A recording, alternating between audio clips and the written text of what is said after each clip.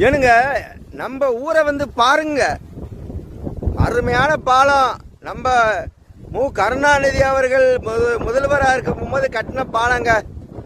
பாருங்க, இயற்கை வளம் மிகுந்த ஒரு ஏரி எப்படி இருக்கு பாருங்க. அருமையான இயற்கை சூழலுங்க. பனை மரமு, பலா மரமு, மாமரமு, சும்மா மணமணக்கு மல்லிகை தோட்டமு. இந்த பாலத்தை பாருங்க, இப்படியே போனா சவுக்கு காடுங்க, அருமையான சவுக்கு காடுங்க. இங்க பாருங்க எப்படி இருக்கு. ஈசிஆர் ரோடு பக்கத்துல சவுக்கு காடு.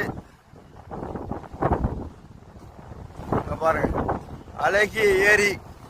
இதுல நிறைய மீன், கொடுவா மீன், கெண்டை மீன், பல மீன்கள் வருங்க. இப்ப பாருங்க, குற்றால அருவியிலே குளிச்சது போல் இருக்குதா. குளிக்கிறதுக்கெல்லாம் சூப்பரான இடங்க இது. இப்ப பாருங்க, இதுல போட்டிங் விட்டா நேரா அப்படியே போனா கடலுக்கு போயிருங்க. கடலுக்கு போய் அடுத்து டெல்டா பீச்சு, மெரினா பீச்சை விட சூப்பரா இருக்கும் டெல்டா பீச்சு. இதுல ஏனுங்க பொழுது போகலையா, மனக்கவலையா, எல்லா பிரச்சனைக்கும் ஒரே தீர்வு. அழகான கடற்கரை காத்து, அற்புதமான மணல் பரப்பு. வாங்க வாங்க வந்து பாருங்க புதுப்பட்டினம் டெல்டா பீச்ச. குழுகுழுண்டு தென்னை மர காத்தோட குதூகலமாக குடும்பத்தோட கொண்டாட்டம் போட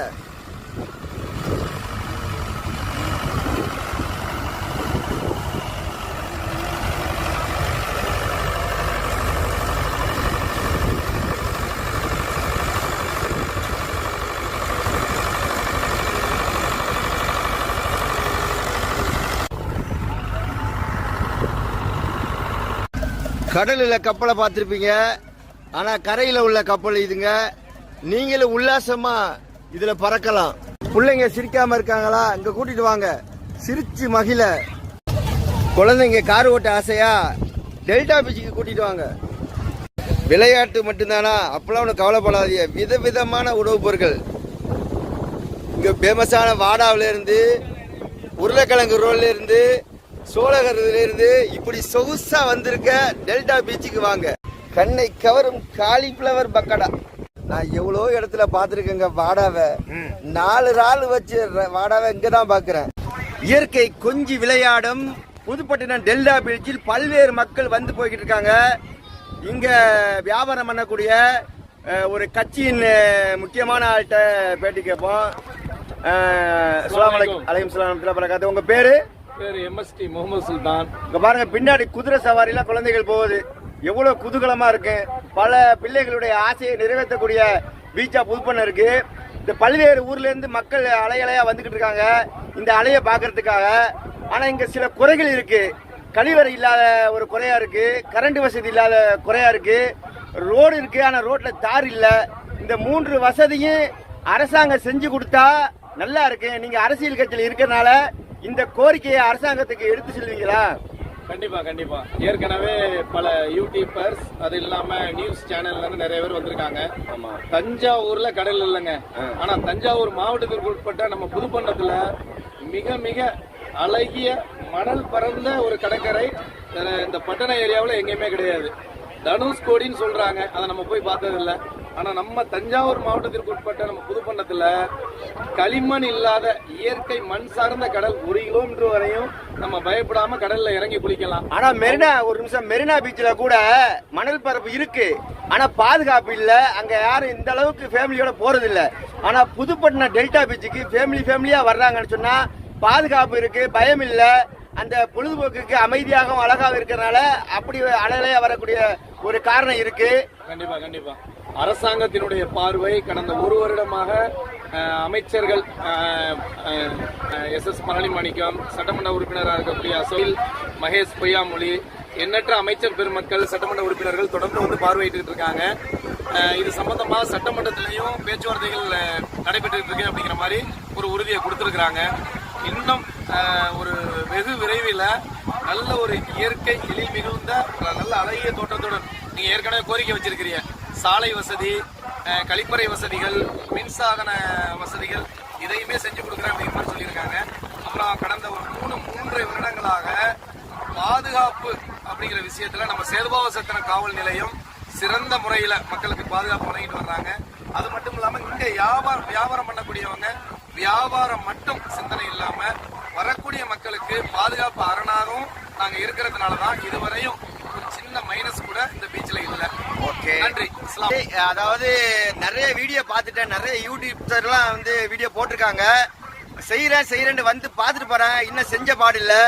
அதனால வடிவேல் சொல்ற மாதிரி வராதுங்கிற மாதிரி போகாம நிச்சயமாக புதுப்படத்துல எல்லா சௌகரியத்தோட வரணும். திமுக கோட்டைங்கிறத திமுக எம்எல்ஏ நிரூபிக்கணும். நன்றி. தமிழ் இந்தியன். கடற்கரையை காண கல்லூரி மாணவிகள் அலையலையாக வருகிறார்கள். இந்த புதுப்பட்டின டெல்டா பீச்சுக்கு திமுக உடைய கட்சியை சேர்ந்த சிறுபான்மையினர் பிரிவு பாப்பு மரைக்கார் வந்திருக்காரு. அவர்கிட்ட கேட்போம், இந்த புதுப்பட்டின பீச்சுக்கு வந்திருக்கீங்கள, இந்த புதுப்பட்டின பீச்சை நீங்க எப்படி ரசிக்கிறீங்க, உங்களுடைய கருத்து என்ன?